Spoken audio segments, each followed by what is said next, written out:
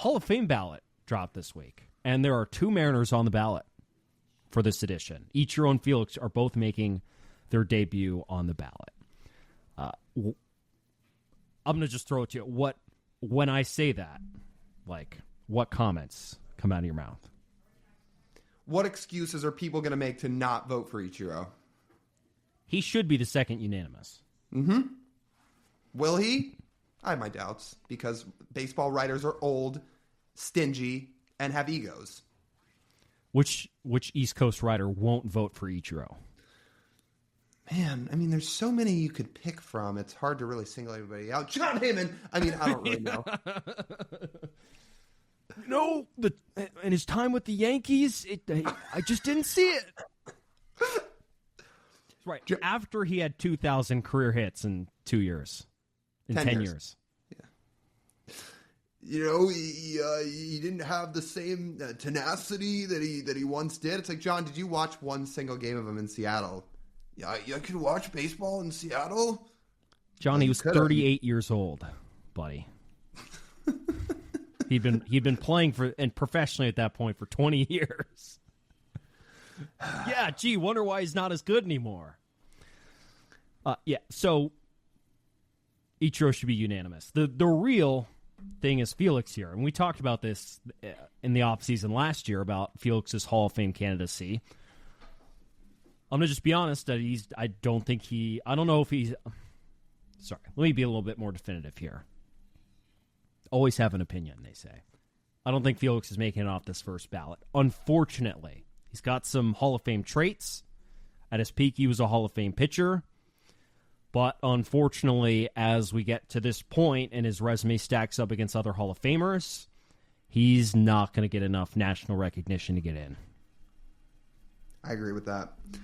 He just didn't do it long enough. The 7 years he had at the peak of his career were Hall of Fame level, from 2009 to 2014 or 2015. Hall of Famer. Didn't do it long enough. It's unfortunate, but he just didn't quite do it for long enough. Now, if you want to use the Harold Baines meter, then sure, he's a Hall of Famer, because if Harold Baines can get in with 38 career WAR, then anybody can get in. But it doesn't always work like that. And unfortunately, I don't think it's going to happen for Felix. Again, you look at some of the other guys in his era and guys that sustained it for longer, Kershaw, Verlander, Scherzer. Verlander you look at especially because he started to fall off at a similar time to Felix, but Verlander picked something up and figured it out where he had an absolute resurgence and won additional Cy Youngs. He had the best years of his career, like after Felix had been out of the league, essentially. Right. So they just did it for longer, and it's guys like that I think will get in. Felix is a Hall of very good pitcher. He could even be a Hall of great pitcher. Maybe not a Hall of Fame pitcher. There are a couple of accumulation numbers that work in his favor. If you think about it, since 2005 to this point, 7th in innings, 5th in pitcher wins above replacement, which is not nothing. 54 career wins above replacement is an awesome mark. He pitched nearly 3,000 innings. And I think there's just really one pivotal moment in his career where we could be having a different argument today when it comes to his awards, and it's that 2014 Cy Young Award. How much different do we look at Felix, and how much differently is he looked at nationally if he had that award? That he rightfully deserved, by the way, over Corey Kluber, because he was the best pitcher in baseball that year. Or, sorry, he was not the best pitcher. He was the second best pitcher in baseball that year. Kershaw was pretty unreal that year. But he's better than Corey Kluber was. And Kluber ended up winning that Cy Young over Felix in 2014. And if he wins that, he gets to be on a list with guys like Roy Halladay, Johan Santana, Tom Glavine, and Bob Gibson. That's a great list to be on with multiple Cy Youngs. It is kind of wild that one start may alter the perception of his career, because he wins it undoubtedly. Does he not get blown up in that second to last start of the year? And it was either Toronto or Houston. It was in Toronto. Toronto. He had a different blow-up start in Houston at some point. Yeah, if he hadn't gotten blown up in Toronto the way he did in that season, he wins that Cy Young. It's not close. Now, he probably should have still won it that year, but he wins it easily had he not gotten blown up that day. So it's crazy to think how much a career can change off of one start. But yeah, if he wins that second Cy Young, people probably view him a little bit differently. Unfortunately, he doesn't have it. Now, I don't know if people view Corey Kluber as a Hall of Famer. I don't, but... He's not a Hall of Famer. Yeah. He's also a Hall of Very Good. But his peak, like Felix's, wasn't long enough. And he got started really late, too. Mm-hmm. The other thing about this is the Mariners themselves, as a baseball team, not an organization, too, at that point, didn't do him any favors to get him in the Hall of Fame. Felix is looked at a lot different, I think, nationally as well, if during his prime years the Mariners weren't essentially the joke of baseball. And they had made the playoffs and won a couple games and given him some spotlight. In fact, he got the opposite. Yeah. It goes without saying. The organization failed him. They did. Beyond belief. Like, what happens if he's like a San Francisco Giant during that same era?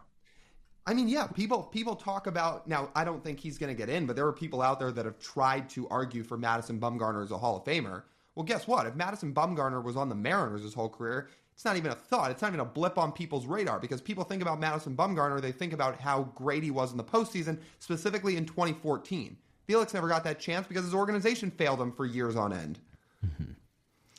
There's another thing, too, that kind of breaks my heart when I think about Felix's longevity on the ballot. The comparison for Felix, I think, is pretty close to Johan Santana. Two guys who really fell off a cliff in their 30s after having unbelievable primes. Johan Santana has more Cy Youngs, a better ERA, and a higher WAR than Felix did, and pitched in bigger markets. He got 2.4% of the vote in his first year on the ballot and dropped off. Does Felix beat that mark? Yeah, I feel like he was a bigger brand name than Johan was, even though Johan pitched in better markets. And two, it's also a weak class, so that may help Felix stay on the ballot. I actually don't think it's going to be that close in terms of whether he stays on the ballot or not. I think he'll be on the ballot. I don't think he's going to get in at any point. So... Well, unless people stoke their egos and go, I'm not voting for anyone this year. Okay. Yeah, well, that. But it is a pretty weak class past Ichiro, so I think that may help Felix. It's just going to be Ichiro and CeCe this year, right? Oh, right. CeCe's on the ballot too, yeah. I mean, does CeCe feel like a first ballot to you? I think he's a Hall of Famer, but is he a first ballot guy to you? Could be. He's got the stats to be a Hall of Famer. This should be a point where if you're a Hall of Famer, you should be voted for on a ballot, and you should get it on the first ballot. Yeah. Yeah. It shouldn't need these Edgar Martinez campaigns to get people into the Hall of Fame. Like, you look at someone's numbers, they're a Hall of Famer. What are we talking about? Oh, I'll vote for him next year. Yeah. As if these people ever use all 10 of their votes. Right. And CeCe, I believe, got to 3,000 strikeouts. He did. We were there. Yeah, we were there. And it was in Arizona. People went pretty crazy for him, which was cool. So it was, so he's probably going to be a Hall of Famer. If anything, you know what I hope? I hope this ballot finally gets Billy Wagner in, because this is his last year on the ballot. I don't know how people have looked at that guy and the career he's had and said, no, he was not one of the best relievers of his era, because he was. His ERA was sub 2 for his career, I believe. Okay, not quite, but 2.31 career ERA. The guy pitched, Sorry, go ahead. The guy pitched 16 seasons. He got like 74% last year. Yeah, so he'll probably get it. He was really close. He just needs John Heyman to change his mind. Great.